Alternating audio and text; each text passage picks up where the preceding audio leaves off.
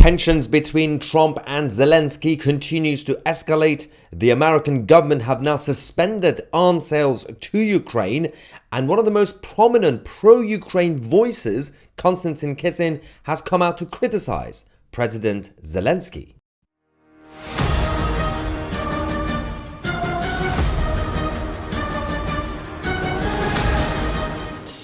Good evening, Britannia, and hello to the rest of the world. Welcome to 2C TV, your global news channel. Over the last few hours, we've had yet another escalation between the American government and President Zelensky's leadership. Of course, since the drama that we had in the Oval Office, there's been a certain movement from the European leaders that have apparently not helped the whole situation. So in this video, we're going to give you guys the latest update, the latest statement from Zelensky that came to say, well, I don't really see the end to this war, not anytime soon. President Trump is now furious, so he decided to suspend the arms sales. They're also looking into blocking any other shipment, anything from America going to Ukraine going forward. He's basically doing the whole carrot and stick sort of approach to basically punish them, to bring them back to the negotiating table. That's the only approach that Trump has right now. We're also going to be talking about the situation with the European leaders, because they kind of messed up a little bit over the last couple of days. And Reform UK and Nigel Farage have come out in defense and support of President Zelensky and Ukraine, and also the membership of NATO for Ukraine. That's the position from now every single political party in Britain that is in Parliament, basically. And of course, the latest information. Of course, we're going to get your reaction as usual in the live chat. Stay with us. All right, there's so much to cover. First things first. President Zelensky came to say that a deal to end the war with Russia is still very, very far away, making it even harder to even start these negotiations. With this pessimistic approach going into these talks, or potential talks, because apparently it's not going to happen anytime soon now, it doesn't really help. Now, they've managed to finally get the nutter Putin in the Kremlin to come out and say, well, yeah, we'll negotiate. And now this is happening. So it's not going to be helping ordinary people in Ukraine who are currently under attack. This approach by their president is not really helping. Trump knows this. He came out to hit back, saying this is the worst statement that could have been made by Zelensky, and America will not put up with it for much longer. It is what I was saying. This guy doesn't want there to be peace as long as he has America's backing. And Europe, in the meeting they had with Zelensky, stated flatly that they cannot do the job without the US. Probably not a great statement to have been made in terms of a show of strength against Russia. What are they thinking? So President Trump obviously appreciates alpha characters and alpha approach to politics and business. His approach is always show strength whenever you go into negotiations. That's how you get peace, because he always wants peace, but you have to show strength. And right now, President Zelensky side, I'm specifically talking about President Zelensky, not Ukraine or Ukrainian people. There's a difference. Zelensky as president, his approach is not really showing strength. It's still mostly desperation. And that's why he had to go to the European leaders saying, please have my back. You don't say please. This doesn't show strength. So Putin is sitting there laughing at Europe, saying, you guys don't know what you're doing. There's no strength from the European side, from the pro-Ukrainian side. That's not how you go into negotiations. You have to put fear in Putin and the Russian side. They have to know you are strong. This doesn't really help. Now, you can't start negotiations like this anyway. Wall Street Journal came out to confirm the reports that the Trump administration has now suspended new arms sales to Ukraine and is also considering blocking further weapons shipments from the US stockpiles. So this will obviously put more pressure now on not just President Zelensky, but also the European leaders who know, and they have said over the last couple of days, that yeah, we're doing this coalition of willing, basically the European side instead of NATO. We're going to send the troops on the ground, boots on the ground, the Europeans, Brits. But we still need the Americans. Without the Americans, we'll get hammered. But then they go around doing this. So once the administration in Washington blocks, even temporarily freezes shipment to Ukraine or any support, This will now put fear in the European side and President Zelensky's team to come back and actually talk, to end this conflict. Now, there has to be compromises. Now, if you want better negotiations, and that's what Trump is saying, well, we need to show strength so that it's not just the Ukrainian side who make compromises. You need to, again, when you look at Donald Trump's track record as a businessman, you understand he wants to make sure that the Russian side also make compromises. But right now, you're making the Ukrainian side even weaker, seem weaker. So if you're going to negotiations with the Europeans, the only way that they can make some sort of deal is if Ukraine just continues to make compromises. Then they will be losing anyway. What's the point of any of this? So just at this point, surrender. I mean, don't surrender. It's a terrible idea, but it's as bad as that. Now, meanwhile, the British government continues to go with the approach that, well, we have our European coalition, but we still need the Americans, but we don't need the Americans, but we need the Americans. The reason they're doing this is because every single mainstream political party in Britain, in Parliament, are now supporting and backing President Zelensky, from the Labour Party, the Conservative Party, Reform UK, the Liberal Democrats, the SNP, all of them. Obviously, the leader of Reform UK, Nigel Farage, even went further and said that Ukraine should join NATO. And obviously, it kind of puts more pressure on now the British government, the Labour government, to also go with that narrative. Because Reform UK is becoming popular. So if Reform is going around saying, yes, we need to go further with the support for Ukraine, get them to join NATO, well, Prime Minister Starmer would say, well, in that case, basically every party in Britain is saying this, let's just do it anyway.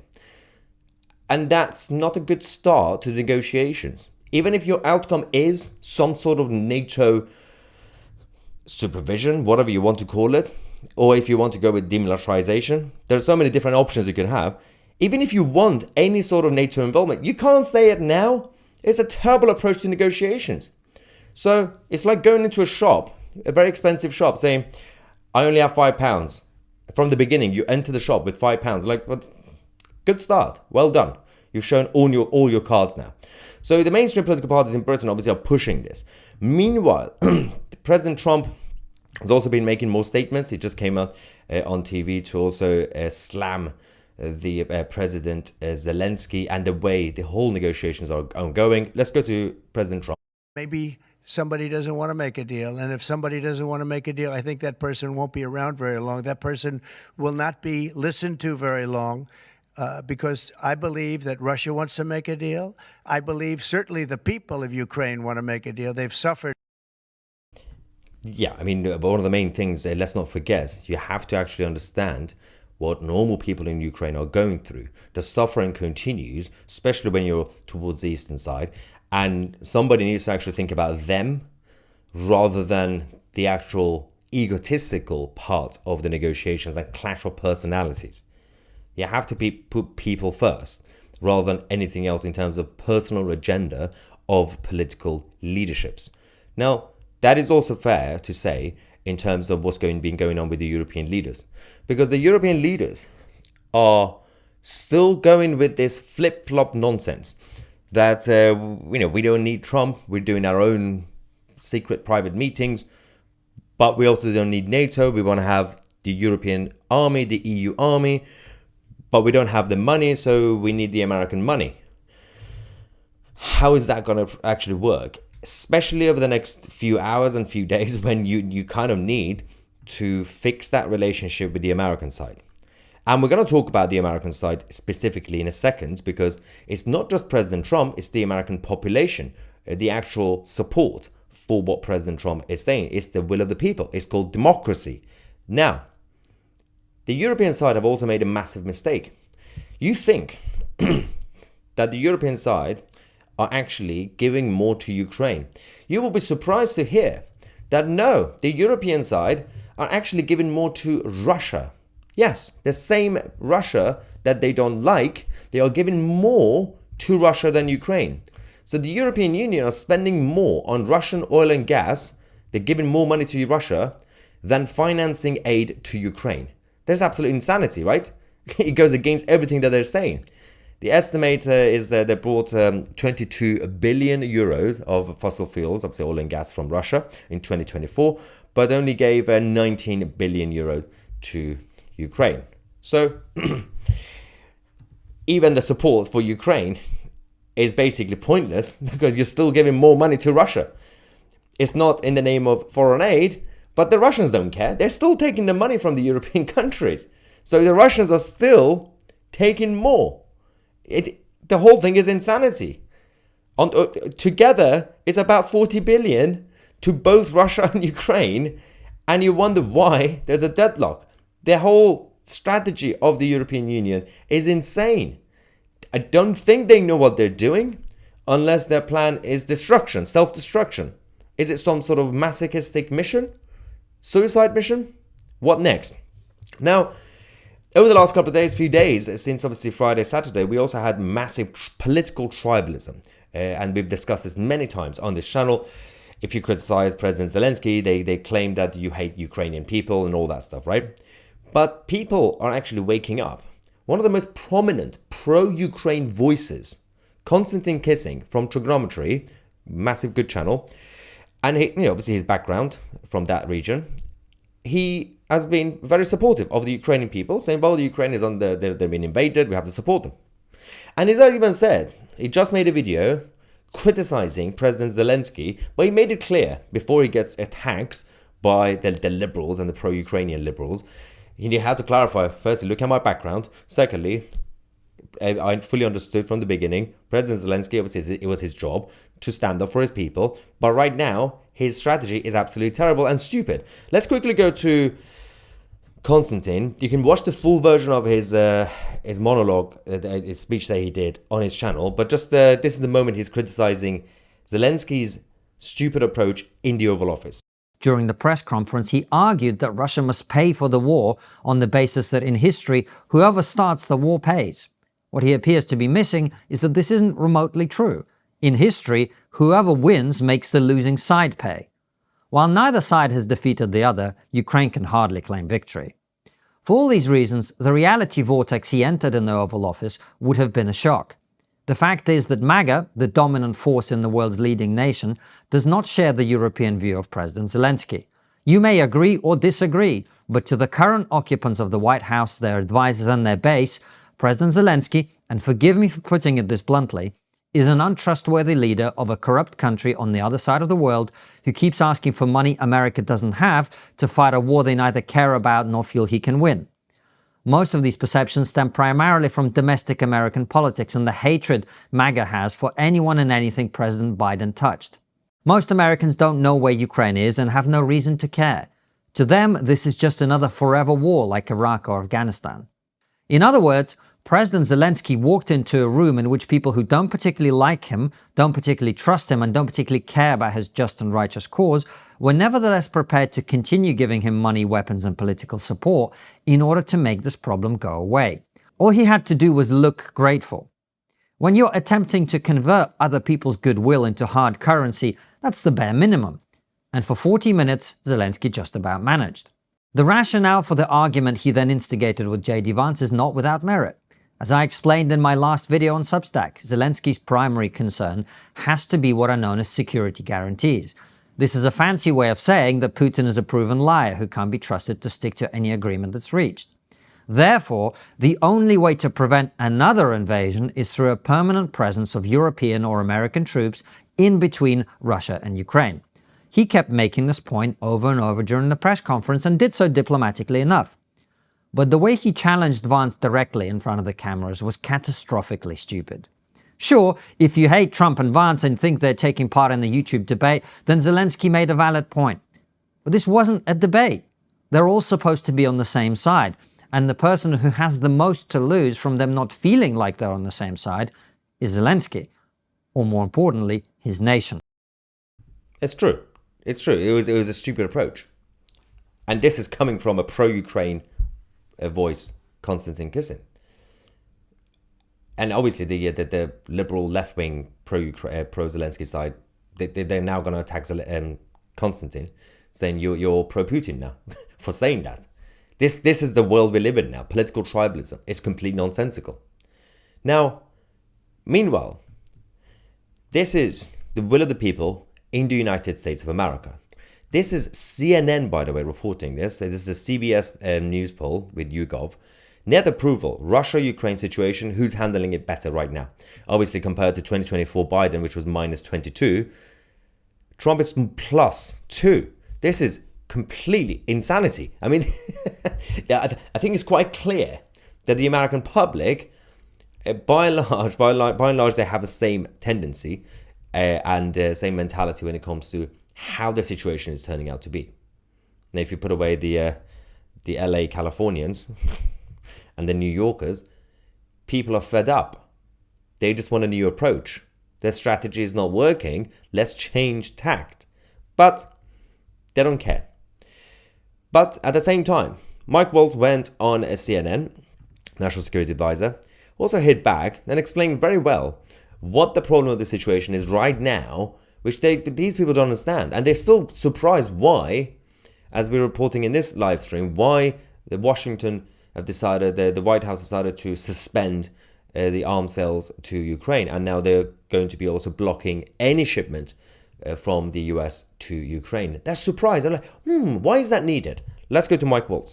This war needs to end, and that's going to take concessions on territory. That's going to take Russian concessions on security guarantees. That's going to take all sides coming to the table, and we are working very hard to drive those negotiations forward. We had our engagement in Riyadh with the Russians. We are working to have an engagement. We thought a deal with the Ukrainians, and then we'll bring all sides together. That only President Trump can do that. And I find it incredulous he's being criticized for that. You just mentioned a specific concession, potentially, that you would like Vladimir Putin to make. Can you elaborate on that? Because we haven't heard any specifics before. Well, we can't get any specifics from the Ukrainians, but this will clearly be some type of territorial concession for security guarantees going forward. I mean, that has been discussed in previous rounds of negotiations. A security guarantee from the U.S. That is a broader framework. Who guarantees that security? Well, right now, some first principles. This needs to be a permanent end, not a temporary end. This needs to be European-led security guarantees going forward. Part of that is Europe's contribution to its own defense, so it has the capability to do so. We've had both the United Kingdom and France talking about their troops on the ground going forward. And then, let's not get too far ahead of ourselves. What type of support we provide or not is to be negotiated. But one thing is clear, we do not see Ukraine being a member of NATO, because that would automatically drag U.S. troops in. But Donna, look, we need to get all sides to the table, and we're very frustrated that we did not. Can I just clarify that the mainstream media, legacy media, presenters and journalists are stupid? Why do they always tend to ask? They have no idea how geopolitics works. So they tend to ask questions from the political leaders. So what are you going to do? Basically, show me your card so that the enemy could also see your card. It can't give you the details. There hasn't even been discussed. Obviously, as I said, the approach, even from the Trump's presidency, is to get the Russians to make concessions and compromises. You can't really go into negotiations when one side is already, the Zelensky side, are saying that, yes, we're not going to make concessions, they have to. Well, that doesn't really help. You have to show strength. You have to be strong. The Ukraine side have to show strength rather than it's just be like, oh, please help me sort of situation. That's the only way you could get the Putin side to make some concessions as well. And then the CNN is like, so what sort of concessions are we going to ask Putin? We can't tell you on TV. It defeats the purpose of private and closed conversations and negotiations. The whole thing is insane. These people are supposed to be the grown-up journalists right now. I mean, no wonder nobody watches CNN anymore. Now, let's get some reaction from you guys. The first one is actually a non-stupid chat. We have some trolls, ladies and gentlemen. Let's get ready for the trolls. First one says, Chris says, more clickbait. Well, so you're now accusing the White House and the Wall Street Journal, who've confirmed the suspension of the new arms sales, for lying, basically. That's basically what Chris Murphy. I'm guessing Chris Murphy doesn't actually understand. Doesn't probably know where Ukraine is on the map anyway, let alone what the White House have actually confirmed themselves. Let's get some normal people. All right, first super chat. Thank you very much. Saying everybody is blaming everybody except Putin. It is his ambition to rebuild the Soviet Union that has caused all this, and Trump needs to put that out there instead of having a go at his allies. The whole point of this is that you cannot even start, and the Trump presidency, his approach was, even the recent press conference was, he was diplomatic and nice, just like how he was diplomatic and nice with Macron and Starmer. And he doesn't like those two guys. He doesn't want to randomly go and shout at Zelensky or Putin because he was going to be the main figure in these negotiations. He cannot go around, and that's why he didn't call out either of them until Zelensky started poking the bear. So then he had to have a go at Zelensky. He defeated the purpose. Aaron says Zelensky would enjoy the use of carrot and stick BDSM. Oh, Aaron. Marcus says, America will never let Ukraine be a part of NATO. Do you want a third world war? Let Ukraine be a member of NATO.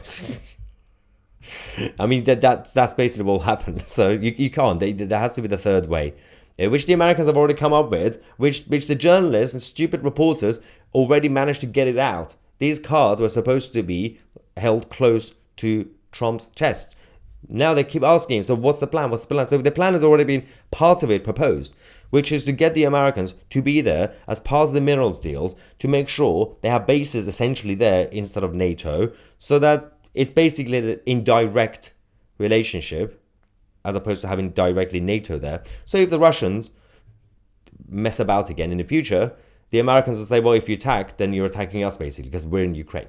That was the whole point. But Zelensky walked away. Well, not like that, he got kicked out, but yeah. Welsh says Ukraine joins NATO Article 5 time and World War 3. And Joshua, thank you very much for your super chat, saying here's the good news. When your country institutes Article 5, my country will get our tax dollars back. Out of the UK and France and Germany and Sweden and Poland and Norway. If Norway needs money, we want Iceland and Greenland. Take Iceland as well. Poor Iceland. What did Iceland do? Cynthia says, bottom line is they always want US money. Absolutely spot on. Trump had the best deal for all parties concerned and Zelensky blew it up. The end goal is peace. Not only, they don't just want American money. The Europeans also want American soldiers. They want American sons and daughters to fight their fights because they know the Americans as the most successful human experiment on this planet as a country, whether you like it or not. They are large, but not just in terms of quantity, because China is large, but they don't have that quality. The armed forces in America, superior. The financial aspects of it, superior. The budget, superior. The strategy, superior. The experience, superior. Mostly because America became the world police, so they kind of have bases everywhere, and they've been at war for the past 5 million years. So it does make you quite experienced. If World War III broke out, where would the British men, women and children flee to who don't want this war? Probably America, actually. Had massive anxiety the last 2 days over all this. Yeah, I mean, there's some issues. The European side are barking like crazy people. When Keir Starmer announced that we're going to send British troops to Ukraine, how are they going to do that without the American support? They can't. You cannot. Have you seen the size of the European countries' armies and their budget? Do you really think because obviously if they send the troops there, Putin is going to go crazy and it's going to hit them. Now that's the exaggerated scenario. The Europeans then will have to pick up the phone to America saying, can you please come and help us? We messed up. They can't do anything on their own. They also don't have the experience. Space and Space says, thank you again. UK men sent to war, but illegals protect the UK women. Another one says, Americans think the rest of the world is a TV show. I don't think that's what they think though, but okay. AFC I saw your message. It says slow mode, please. Yeah, when you send the super chat, I saw it and I turn it on. It's activated. Thanks for that. Little Things from Australia says, didn't Zelensky state in the Oval Office meeting that this isn't a US-Russia war? It is a Ukraine-Russia war. So with that reasoning, why is the US getting involved at all? It's because the Europeans had to beg the Americans to come and, well, at the beginning of the whole thing was to support Ukraine. But now they've been asking the American side to come and mediate. And actually, the Americans, as a party, would be the best mediators. Because firstly, they are the most powerful one anyway. But with this current administration, they could actually mediate between the two. And they won't be completely one-sided anyway. It's not like the state of Qatar and all those Islamist terrorists mediating between Israel and Gaza. I don't understand why Israel continues to accept Qatar as a mediator, but that's just a little bit cuckoo as an idea. But this is not really that case. Fallout Boy says, is this stupid war ending at some point this year? Well, if you listen to President Zelensky, no, we're far, far away. You don't say that. You just don't say the publicly. You do, because you're showing your cards again. It's such a pessimistic approach to any sort of negotiations. I don't understand what Zelensky is thinking right now. He's making things harder for his own people who are under attack. You can't say these things. It's such a weird European mentality. Mark says, £2 for the memory Bun Bun TV animals. Yeah, for those who don't know, Bun Bun was the 2C TV bunny rabbit who unfortunately died a couple of months ago. His ashes are right behind me, actually. Creepy. Right, next one says, US will pay to move the UN headquarters to Ukraine. Everybody's happy. Imagine sending UN to Ukraine. That's going to solve all the issues, right? And Carl says that this is the World Economic Forum's wet dream. Not good for us. Oh, but there will be so many people who still benefit from this chaos anyway. They're still going to get richer and richer. Steve says, a majority of Americans support Ukraine. Trump is Putin's puppet. So you've already seen the opinion polls don't show that, by the way. By the way, supporting Ukraine is not the same as supporting Zelensky. Let's get that right. You will regret supporting Trump. Firstly, we don't. And also, the majority of Americans don't, because he's actually even more popular than he was at the election time. So Steve is from the US. He's a liberal, obviously. But I don't think he's been looking at the actual level of support for President Trump. Let's see what else we have. Patrick says, maybe we should make a deal with Zelensky. We will support you with money and weapons, but when the war ends, you take all our illegal migrants. Actually, to be fair, you may joke, and this could be a very, very radical idea, but Ukraine needs to be rebuilt eventually, right? And they're going to need manpower for their economy. Why not help the Ukrainians with manpower? Send the illegal migrants to Ukraine. It would help, right? There we go. We got Americans kicking off now, saying, yes, we support Trump. We already know. Yeah, don't listen to the liberals. We are not supporting Israel's forces revelations. Forced revelations? What? Dan says, please, President Trump, leave the UK and EU to face the problem, not the US. Well, I think this is the approach. So the announcement by the White House to suspend the arms sales right now to Ukraine is on top of everything else that he's already said, President Trump, over the last couple of days, is going to be making the European leaders and President Zelensky furious and also panic at the same time. They're going to be furious at Trump. Oh, this bad orange man, right? But at the same time, they're like, well, we still need him. So they are going to be forced to come back, to crawl back to the White House and say, okay, let's talk now. Now, President Trump has also demanded a public apology from Zelensky. I have a feeling President Trump will actually make some concessions and actually wouldn't really expect a full public apology. He could move away from that. His carrot and sticks. He would say something more demanding, but he would accept something slightly less, which is basically Zelensky admitting that he's ready for the actual negotiations and stop saying things publicly. Stop showing your cards, especially the cards you don't have, to the whole world, including Putin. Just poker face. Show the poker face. That's the point of being a political leader when you're dealing with geopolitical issues. The whole world could see what Zelensky was thinking and feeling. His body language, you could feel. We should not be able to tell what a political leader who's about to go into very tough negotiations, we should not be able to tell what he's feeling or thinking. But his body language was so obvious, and also his rhetoric, that doesn't help. And President Trump is like, come on, I'm trying to help you. Stop talking. And you just made it worse. And obviously, the last few days, the media have been obsessed with saying, yeah, the fight is just because he wasn't wearing a suit. The suit thing is not the issue. It was the attitude. And the fact that he kept revealing the cards, especially the cards he didn't have. It doesn't work this way. Anyway, ladies and gentlemen, this is the latest update. We're now waiting for the confirmation of the second blockade, which is to block the rest of the shipments. I think that's not going to happen, the rest of the shipments in the future, in terms of blocking it. I think that's just, again, carrot and sticks. So it's suspended the actual arms sales in order to get them to basically come back to the negotiating table, and then we'll see how it goes. We'll wait for the reaction in the next couple of hours and tomorrow from the European leaders. Subscribe to the channel if you haven't already. I'm Maya 2C, and we are the media.